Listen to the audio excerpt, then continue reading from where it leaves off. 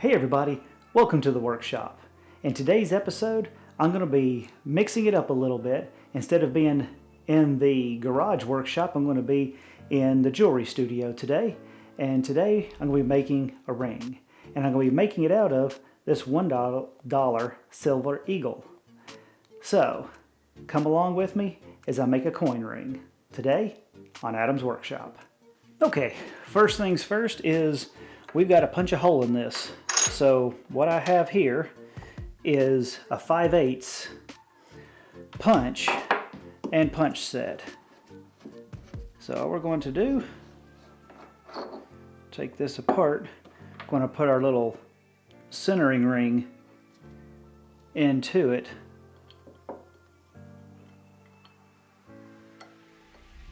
Put the coin in there. And screw it down.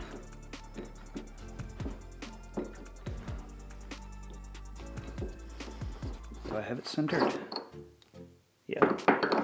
It's a self-centering die, but I just wanted to check and make sure. And now, it's hammer time.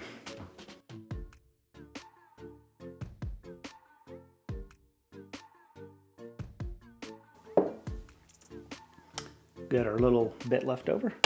Always save all your cut-offs and extras.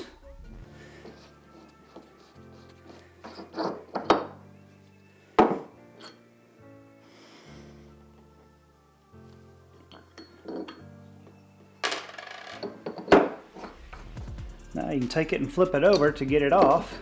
Put it back inside.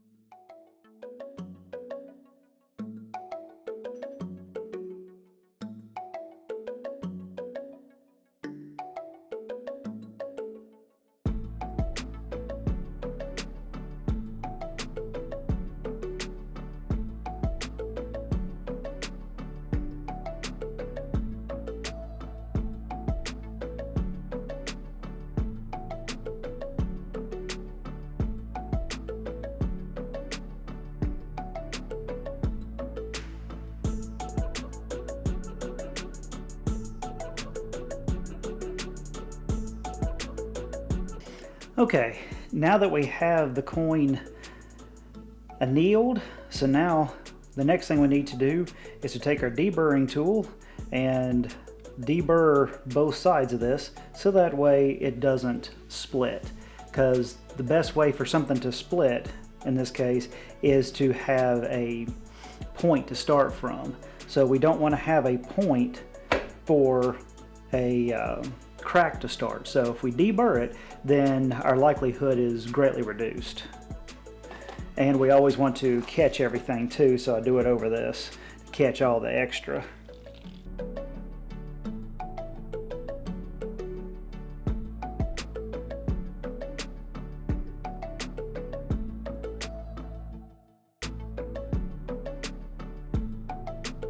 Okay, now I'm going to take a piece of sandpaper and we're just going to sand it, clean it up, and try to ensure that we're not going to have anything to split.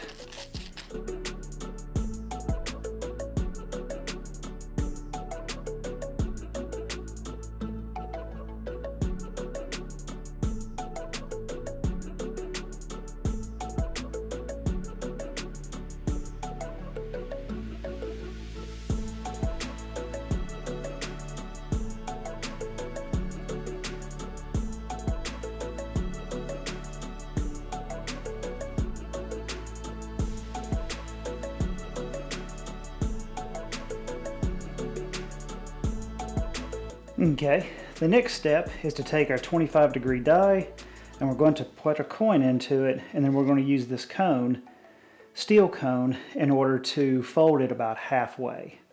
So that's the next step.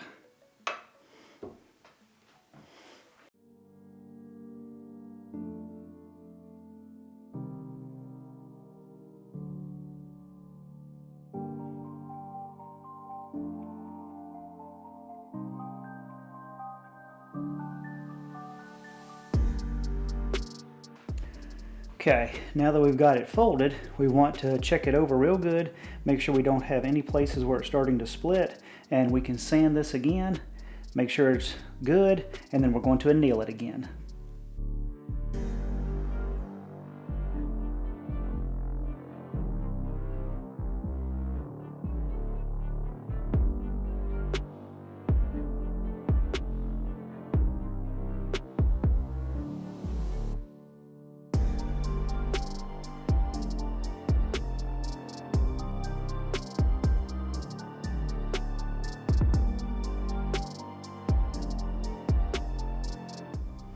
Okay, everything is looking good with it. Now it's time to take it back over to the press and fold it some more. Okay, second round, we're putting this into the 17-degree die, and this time I'm going to use the composite cone, and we're going to push it all the way down until it basically sticks to the composite cone.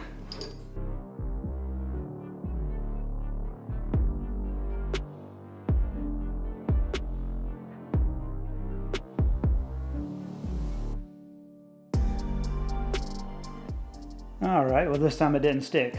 It stuck on me before. Okay, checking to see if we have any cracks. I don't see any cracks starting, which is good. I'll anneal it again.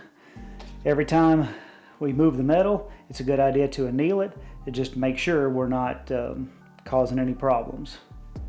Okay, the next step is to now stretch it out on the ring stretcher. We want to try to get it down to where this size and this size are pretty darn close to the same.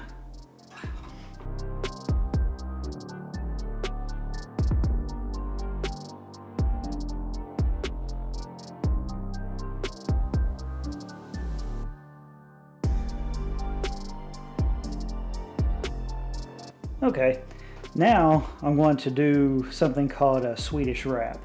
So I'm going to take some thread tape and I'm going to wrap it around like 25 times so that way I can put it into a die and get it shrunk down even smaller without losing the detail on the ring.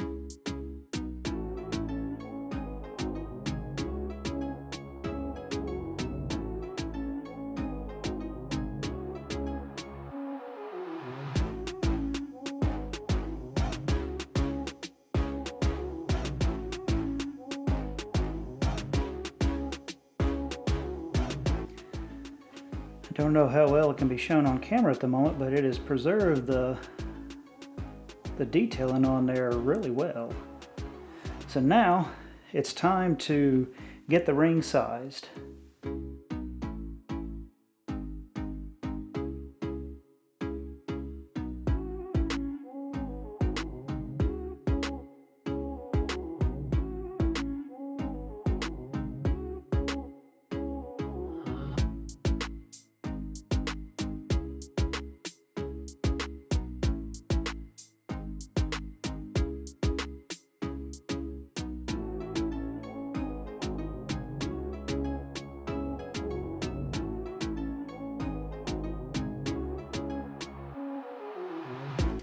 Okay, now I've gotten the ring pretty much flat, so it doesn't have bubbles or anything, wonkiness to it or anything of the sort.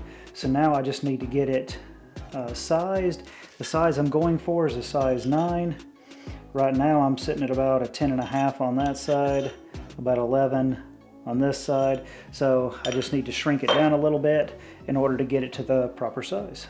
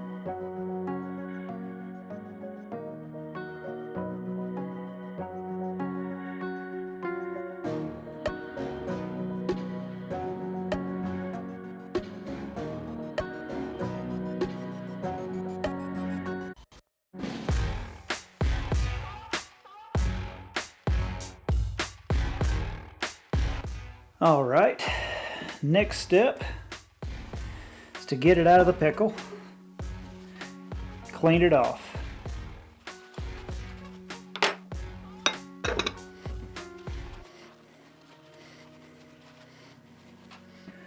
I'm going to polish it with a sunshine cloth. Try to get it all polished up, cleaned up, make it look really nice.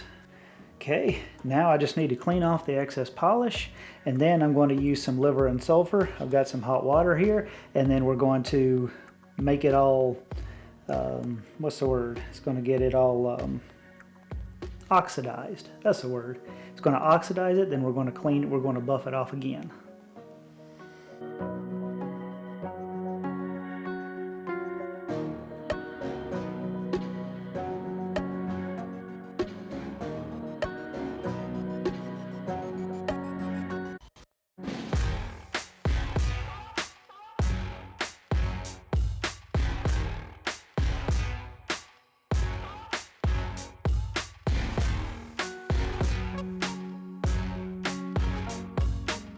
Now I should only need to put that in there for about a minute or two, so a couple minutes I'll come back and we'll see what it looks like. All right, let's see what it looks like. Definitely got some patina going on.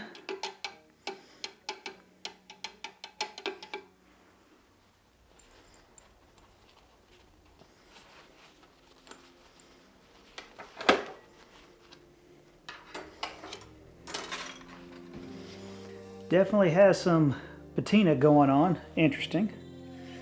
Now I'm going to take some steel wool and going to see if we can't get it cleaned up a little bit.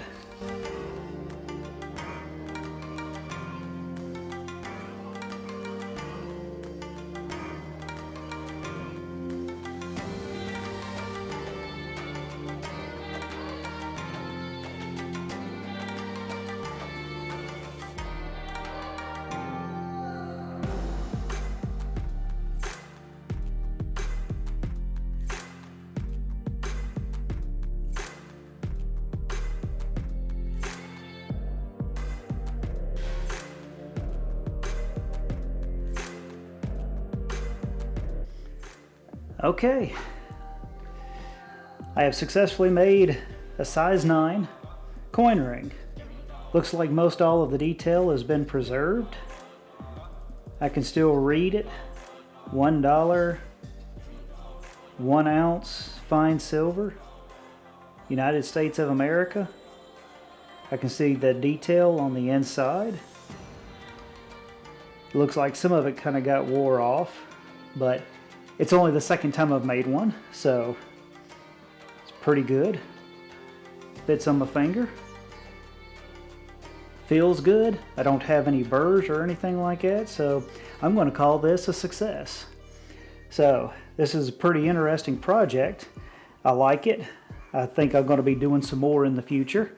I'm going to still do a little bit more practice, a little bit more research, try to get this even better, because I don't want to just sit here and say, hey, I made a thing, let's go on to something else. I want to go to something else, but I also want to continue to get better anytime I pick up something. So I'm not just doing a one-off every single time. I can always do something new, something different, but I can always improve. So I can do something new with a coin ring by making it better, using different coins. There are spinner rings, combining different materials.